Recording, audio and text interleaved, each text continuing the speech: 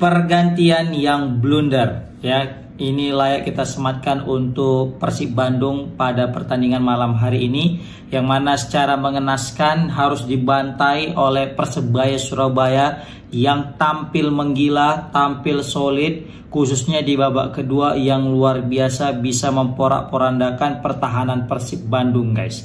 Dengan kemenangan ini maka Persebaya Surabaya semakin memperkecil apa bisa kita bilang ya, jarak antara Persib dengan Persebaya yang sekarang hanya selisih 7 poin saja. Sebelumnya itu selisih 10 poin ya, tapi kali ini tinggal 7. Dan yang paling menyakitkan lagi adalah Dewa United menang, guys. Dewa United menang atas Persik Kediri, maka selisih Persib dengan Dewa United itu adalah 5 poin saja. Semula itu kan ada sekitar 8 poin, tapi kali ini 5 poin. Sedangkan laga masih menyisakan 9 laga lagi, dan ini posisi Persib sangat rentan apabila mereka terus kehilangan poin seperti ini. Ini dalam 3 pertandingan terakhir Persib gagal menang, guys. Ditahan imbang Persija, ditahan imbang lawan Madura, dan kali ini kalah lawan Persebaya.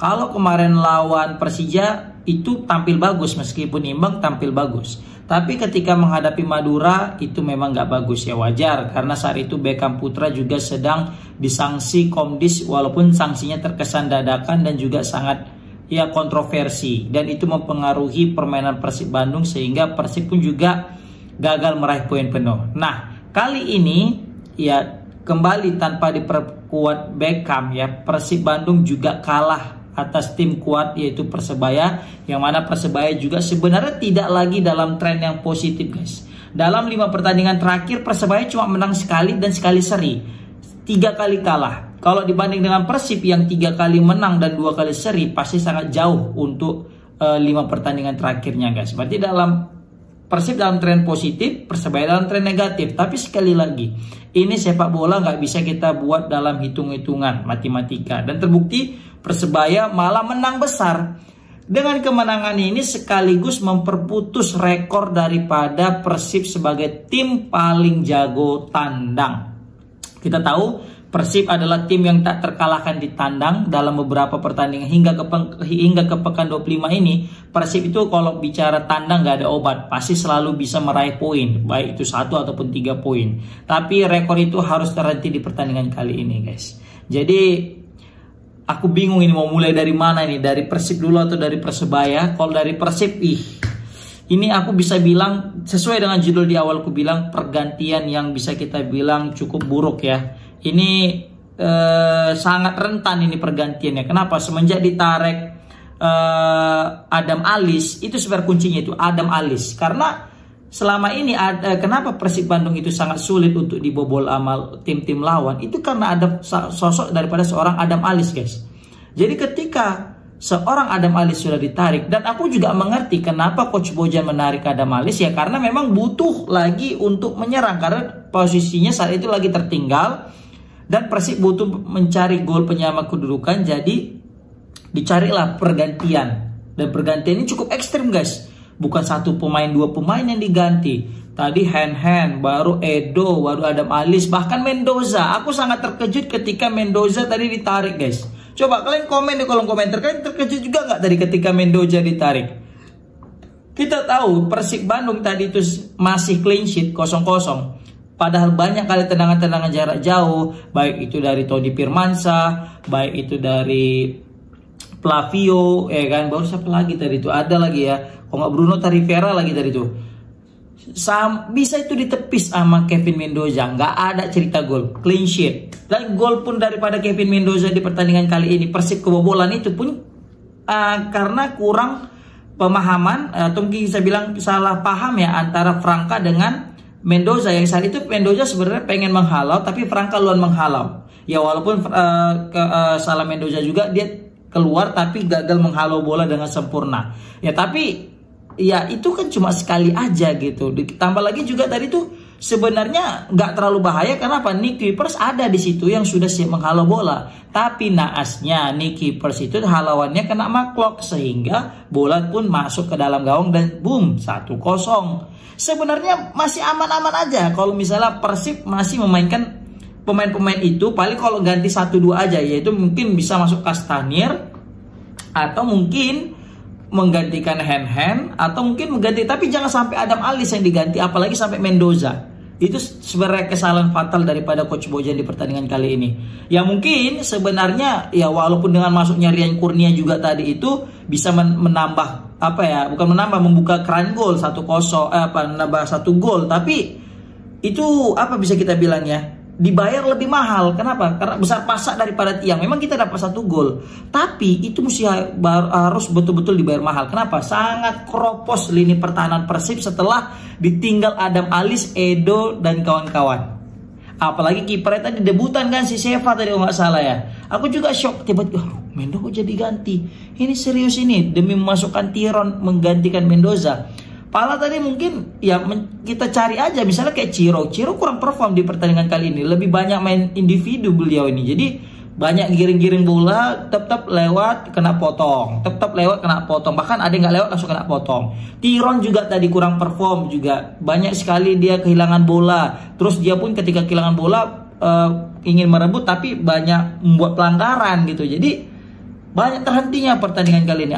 Jelas Persib kali ini mainnya nggak semangat guys. Aku rasa kenapa ya gitu, kok bisa terjadi kayak gini. Padahal Persib lagi bisa kita bilang ya, lagi punya potensi untuk memperlebar jarak dengan Dewa gitu kan. Karena Persebaya lagi nggak dalam tren positif. Tapi ya udahlah, mungkin nggak rezeki Persib lah. Tadi aku malah salut sama DDS ya, walaupun gak cetak gol, tapi DDS ini dia walaupun striker depan ya, tapi dia itu rajin turun dia ke belakang. Bahkan ketika Adam Alis nggak ada tadi tuh, gila, ada tuh umpan crossing, umpan silang daripada pemain Persebaya, tapi dihalau sama DDS. Ini coba aja semua pemain itu semangatnya kayak DDS gitu ya, naik turun begitu ototnya, pasti Persib bakal bisa menang gini. Tapi ya jujur ya, tanpa Beckham berat nih Persib ini kayaknya. Memang mustilah ada Beckham guys. Tapi kalau nggak salah di pertandingan selanjutnya Beckham udah bisa main. Semoga aja nanti Persib bisa meraih kemenangan lagi guys ya kan. Karena jujur nggak ada Beckham ini kurang daya dobrak Persib, apalagi khusus dari sayap kanan. Apalagi yang menggantikan posisi Beckham itu kan Hen ya kan, kalau nggak salah Hen atau Ciro gitu ya. Ciro tadi sebelah kiri, Hen Tiron gitu kan. Tapi kurang jalan. Memang tetap di situ aturannya ada Beckham. Tapi apalah nggak dikata Beckham lagi diskorsin. Nah, untuk Nick Kuipers sama De Vrangkas sebenarnya di babak pertama asli ini solid kali guys. Apalagi tadi tuh Nick Kuipers banyak kali ada halauan crossing yang berbahaya bisa dihalau sama dia. Tapi entah kenapa di babak kedua tadi hanya gara-gara satu kesalahan, yaitu Nick Kuipers menghalau bola kena McClough. Itu kayak kebakaran jenggot gitu. Padahal waktu masih panjang. Ya, waktu masih panjang, itu kebobolannya kalau salah menit 61, ada 30 menit lagi. Dan Persib saat itu masih terus menyerang, bahkan hampir ada berbahaya gitu sebelum pergantian pemain. Tapi semenjak pergantian pemain, aku udah feeling, buset ini banyak kali pemain-pemain bertahan ditarik keluar ya kan, terlalu berbahaya. Bahkan sekelas Mendoza juga ditarik, dan betul guys, terbukti. Hasilnya apa? Coba lihat Persebaya, enak kali masuk ke lini pertahanan. Lini tengah kosong, apalagi udah sampai depan, udah sampai di belakang, maksudnya di sampai depan gawang Persib, udah tinggal enak. Bruno Moreira, Rivera, waduh, ya kan Flavio, itu asli 1-2 tep nyuting gol. Apalagi tadi itu si Rizky Dwi Pangestu, enak kali golnya tadi, sumpah, macam gak ada yang halau dia tadi tuh. Rivera lagi tadi tuh, bahkan hampir aja tuh Rivera cetak 2 gol. Andai saya tendangan tadi nggak ke atas, serius. Maka ini perlu dievaluasi nih Persib di pertandingan kali ini. Ya kan, jika memang Persib ingin mencari juara back to back, maka harus segera insaf nih. Kalau kayak gini terus pola permainannya, wassalam, bisa-bisa Dewa United yang akan menggeser. Ya, tapi nggak apa-apa, pertandingan masih panjang. Persib juga sudah berjuang maksimal, tetap kita apresiasi. Ya, kita juga apresiasi bang kita ya kan, Bang Rianto. Yang mana Rahmat Irianto kita tahu baru saja kehilangan ayahnya. Kita turut berduka cita, semoga diterima di sisinya. segala amal ibadahnya dan juga diampuni dosa-dosanya. Dan semoga Bang Rama Irianto juga apa ya bisa kita bilangnya, tetap sabar, respect kepada beliau sampai datang meskipun dalam keadaan bergabung. Nah, untuk Persebaya sendiri ini asli seperti bukan Persebaya yang kita kenal. Ya, sebenarnya Persebaya ini dapat momentum aja, serius. Momentum kali dia ketika ditarik seluruh pemain-pemain bertahan daripada Persib ya, kayak Edo, Henhen, baru juga Adam Alis yang paling apa tadi, aku kesal kali ditarik Adam Alis sebenarnya kan. Ketika udah nggak ada itu udah asli Persebaya udah leluasa mainnya. Padahal kalau belum ditarik itu masih solid itu antara berdua, sangat sulit itu untuk cetak gol. Bahkan Persebaya bisa cetak gol juga tadi karena kesalahan daripada Mendoza awalnya, baru De Franka gagal mengantisipasi bola dan kena Nicky Pres nendang kena Maklok, kan gitu aja ya sebenarnya. Sebenarnya masih imbang mainnya. Tapi kayaknya udah kalang kabut nih orang-orang staf pelatih ya kan. Jadi kayak ada membisikkan ganti-ganti seperti itu, dan pergantiannya juga cukup ekstrim. Dan ini langsung dimanfaatkan Persebaya asli. Itu antara dua tadi tuh, bisa cetak gol banyak, bisa cetak gol penyamakan kedudukan Persib atau kebobolan banyak. Jadi ini semacam taruhan tadi. Dan ternyata taruhannya ini hasilnya sangat negatif gitu ya kan. Kalau kita bicara kalau tadi itu gol Rian Kurnia itu di babak kedua tadi itu 1-1, itu lain cerita, bisa jadi game on, semua pemain Persib bisa semangat. Tapi salahnya gol Rian hadir ketika gol Pangestuluan guys, Rizky Dwi Pangestuluan ketimbang daripada Rian Kurnia. Kan, begitu juga dari Pangestu baru Bruno. Bayangkan udah sempat 3-0 baru kejadian gol Rian Kurnia. Tapi kalau misalnya tadi Maklok udah top, boleh kan, bunuh diri Maklok. Terus masuk Rian Kurnia tadinya langsung nyetak gol 1-1, itu lain cerita tadi. Pasti lain cerita. Tapi ya udahlah, nggak apa-apa ya kan. Ini jadi pelajaran penting bagi Persib dan selamat untuk Persebaya. Ini jadi titik balik bagi Persebaya setelah sebelumnya mengalami kekalahan. Kan, ini menjadi kemenangan yang cukup berarti untuk mengangkat moral-moral dan mentalitas anak-anak Persebaya yang setelah lama kehilangan sentuhannya.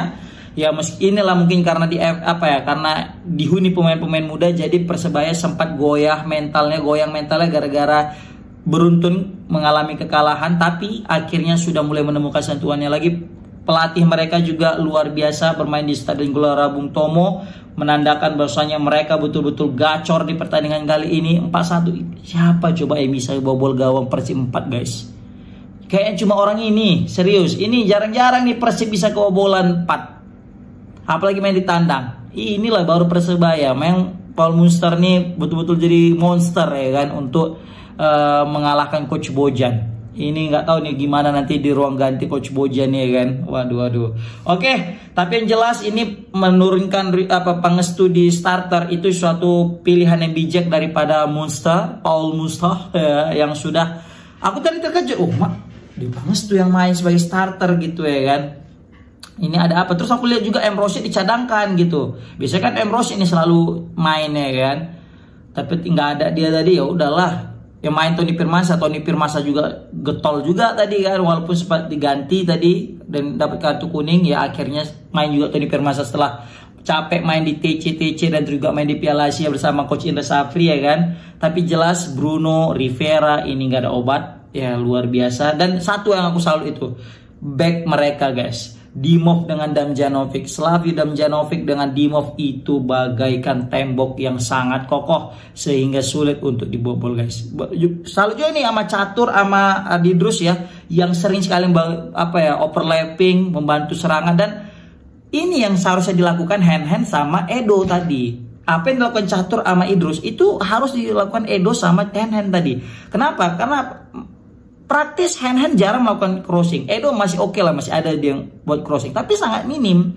Berbanding terbalik dengan dua pemain ini yang rajin sekali bantu serangan dan rajin untuk memberikan crossing. Dan terbukti crossing mereka langsung berbuah gol guys. Oke, itulah dia. Komen di kolom komentar gimana pendapat kalian tentang kekalahan Persib yang dibantai 4-1 oleh Persebaya. Assalamualaikum warahmatullahi wabarakatuh.